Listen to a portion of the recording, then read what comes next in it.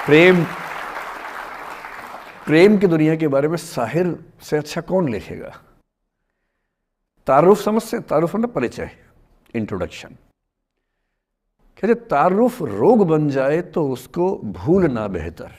अरे परिचय हुआ किसी से, आपकी भाषा में इंट्रो हुआ, यही बोलते हो ना आप लोग, इंट्रो हो गया, इंट्रो हुआ, दोस्ती हुई, बाद में लगा रहे यार ये तो ऊट पटांग आदमी है या ऊट पटांग लड़की है, छोड़ो फिर, ऐसा क्या लोड लेना है। तारुफ रोग बन जाए तो उसको भूलना बेहतर, ताल्लुक बोझ बन जाए तो उसको तोड़ना अच्छा, वो अफसाना जिसे अंजाम तक लाना न हो मुमकिन, उसे एक खूबसूरत मोड़ देकर छोड़ना अच्छा। बस करना यह है कि खूबसूरत मोड़ देकर छोड़ना है, हाथ में तेजाब की बोतल लेके नहीं। और आज की पीढ़ी का ये समझना बहुत ज़रूरी है कि छोड़ना भी अच्छे तरीके से हो सकता है। तो मैं उस बात पर आऊँ उससे पहले थोड़ा संक्षेप में समझा दूँ। मुझसे कुछ बच्चों ने पूछा इस बीच में कि जितना आसानी से आप बोल रहे हैं, क्या सच में इतना आसान होता है? कैसे छोड़ें उन चीज़ों को जो मन पर हावी हैं, उन इमोशंस के टर्मोइल को, उन इमोशंस की इंटेंसिटी को कैसे मैनेज करें? क्या सच में इतना आसान होता है? आसान तो नहीं होता है।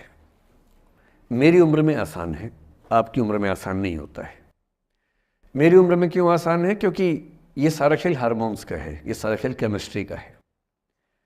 हम सब दरअसल बहुत सारे केमिकल्स, जिनमें से कुछ का नाम हार्मोन्स हैं, उन केमिकल्स और हार्मोन्स के बहुत सारे इंटरेक्शंस के रिजल्ट हैं। इसलिए जब कोई बच्चा जैसे छोटे बच्चे हमेशा उछलते रहते हैं, पेरेंट्स थके रहते हैं, ये इन सभी केमिस्ट्री का परिणाम है, शौक का मामला नहीं है। आपकी उम्र जो होती है, किशोरावस्था और युवावस्था की शुरुआती उम्र, मैं मान के चल रहा हूँ कि आप सब लोग 17 से 22-23 के बीच के लोग हैं, बच्चे हैं। कुछ तो अभी शादी भी नहीं कर सकते होंगे, वो वाले होंगे ना, लड़के तो नहीं कर सकते होंगे भी, 21 के कहाँ हुए होंगे, तो वो वाली उम्र आप लोगों की है। इस उम्र में इमोशंस का टर्मोइल, इस उम्र में इमोशंस का बिखराव इतना ज़्यादा होता है कि संभालना बड़ा मुश्किल होता है। जैसे जैसे आप मैच्योर होंगे, बड़े होंगे, बूढ़े होंगे, बूढ़े और मैच्योर काफ़ी हद तक समानार्थक शब्द होते हैं। बूढ़ा आदमी आमतौर पर मैच्योर हो ही जाता है, और जो मैच्योर हो जाता है उसको लोग बुढ़ा ही बोलते हैं, चाहे वो दोस्त हो आपका। तो मैच्योर होने के बाद मैच्योरिटी के कई लक्षण हैं, 10-20 लक्षण। उनमें से एक ये है कि आपके इमोशंस में इंटेंसिटी उतनी नहीं रह जाती जितनी बचपन में होती है। मसलन कोई आपका दोस्त आपसे कुछ खराब कह दे, आप 3-4 घंटे बेचैन रहेंगे, बार बार मैसेज टाइप करेंगे, फिर डिलीट करेंगे, फिर टाइप डिलीट, वो भी टाइप डिलीट चल रहा है। एक दिन हो गया बात हुए, ना वो पढ़ पा रहे हैं ना आप पढ़ पा रहे हैं, बेचैनी चरम पे है। अब इतना ही मामला है, नाक का सवाल है कि पहले कौन झुकेगा। सारे संबंधों में स्तर इसी बात से तय होता है कि पहले कौन झुकेगा, और जो एक आध बार झुक गया वो जिंदगी भर झुकता है उसके बाद। इससे लोग शुरू में बहुत केयरफुल होते हैं कि झुकना नहीं है। 3-4 ज्ञानी पीछे बैठे ही होते हैं कि नहीं झुकना नहीं है, वो झुकेगा, वो झुकेगी, तू क्यों झुकेगा। इन ज्ञानियों से बचना बहुत ज़रूरी है, ज़िंदगी जहर बना देंगे आपकी। अब दोनों ईगो फाइट कर रहे हैं कि पंजा किसका गिरेगा, इस पर फाइट चल रही है। 2 दिन हो गए, 3 दिन हो गए, उसके बाद एक आध आदमी पिघल जाता है, उसको लगता है भाड़ में जाए यार, बात ही नहीं हो पा रही, तुम ईगो कर रहे हो।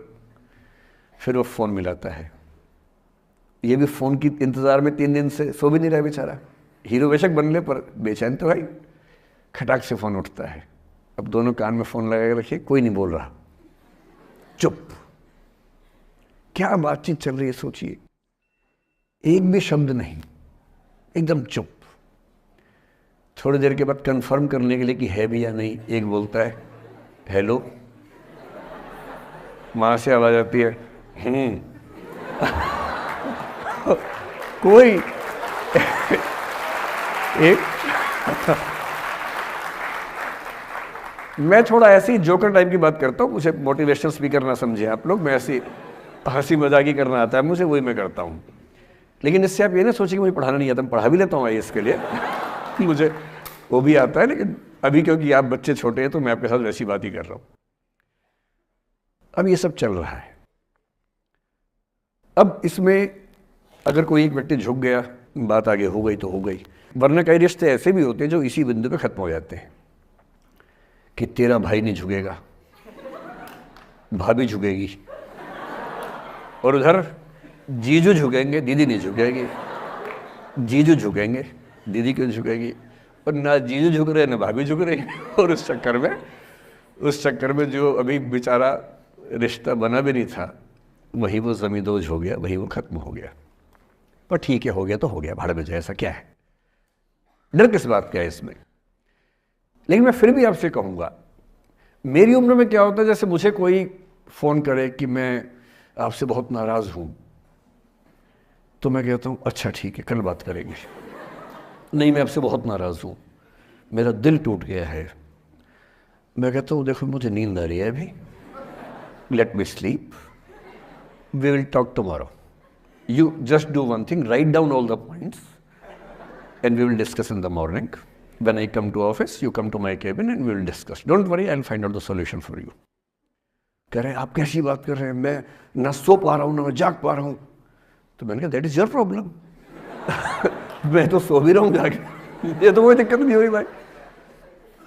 तो मैं तो ऐसा हो चुका हूँ कि दुनिया में कुछ भी हो जाए मुझे टाइम पे नींद आ जाती है, कुछ भी हो जाए। मतलब एक आध, अब जैसे मेरी माता जी की मृत्यु हुई तो मुझे नींद नहीं आई कुछ दिनों तक, ठीक बात है, नहीं आनी चाहिए उस समय, तब भी आ गई तो फिर इंसान और पत्थर में क्या अंतर बचा, सीधी सी बात है।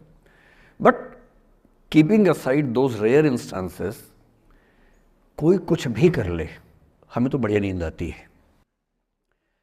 और मैं ये कहना चाह रहा हूं, मैंने ये सीखा है अपने पिताजी से, और सीख सकते हैं इसको, ये केवल तुक्के की बात नहीं है, सीख सकते हैं। मेरे जो पेरेंट्स हैं, पिताजी और माँ, वो एक अनूठा कॉम्बिनेशन है। अच्छा, आप किसी शादीशुदा जोड़े से अकेले में बात करके देखिए, जब वो कंफर्टेबल हो आपके साथ, आप उनको बोलिए कि मुझ में और मेरी पत्नी में, या मुझ में और मेरे पति में ज़्यादा चीज़ें मैच नहीं होती हैं। सीरियस होकर बोलना, मजाक के मूड में नहीं, सीरियस मुंह बना के बोलिए, थोड़ा भरोसे में लेके। दुनिया का हर जोड़ा आपसे बोलेगा आप में तो फिर भी कुछ मैच होता है, हम में तो कुछ मैच नहीं होता, एक भी मैच, सारे जोड़े ऐसे ही चल रहे हैं।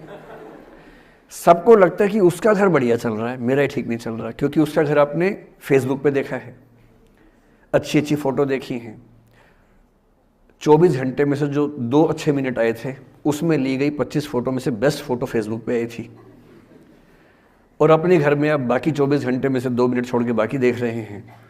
तो दूसरे का घर हमेशा अच्छा लगता है कि यार लाइफ हो तो उनके जैसी हो।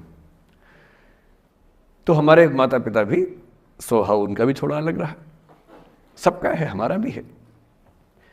तो मेरे पिताजी हैं मस्त मौला आदमी, जैसे कबीरदास एकदम फक्कड़ मस्त मौला आदमी, भाड़ में जाए दुनिया उस मूड में रहते हैं, नुकसान हो जाए भाड़ में जाए।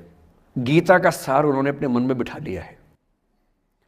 उनका बड़े से बड़ा नुकसान हो जाता है तो क्या बोलते हैं, हमारा क्या था जो लाए थे, जो लिया यहीं से लिया, जो दिया यहीं दिया, साथ लेके क्या जाना है, बात खत्म, कोई टेंशन ही नहीं उनको। और बाकी सब लोग टेंशन में कि अब क्या करें, ये हो गया वो हो गया, कैसे मैनेज करें। मेरी माँ को तनाव हो जाता था, और जब पिताजी ऐसे हो तो माँ को तनाव होगा, सीधी सी बात है। अगर माँ वैसी होती पिताजी तनाव में रहते हैं, तो सामान्य बात है। जब घर में एक व्यक्ति मस्त मौला हो तो बाकी लोग तनाव तो फिर बांटेंगे ना आपस में। वो बड़ा तनाव में रहती थी, उनको घर की चिंता, बच्चों की चिंता बहुत सताती थी।